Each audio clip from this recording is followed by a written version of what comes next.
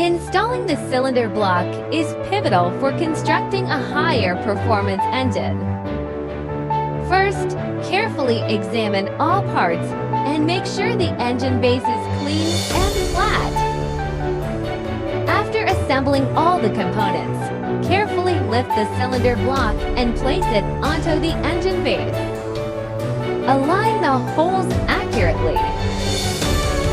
Next, insert bolts through the aligned holes. Gradually tighten the bolts in a crisscross pattern to the specified torque.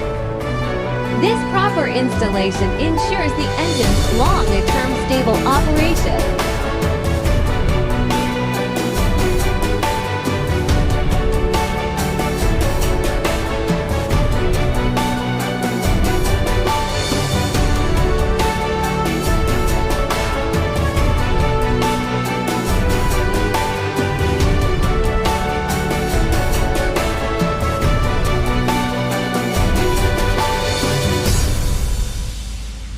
If you are interested in our products, please contact us.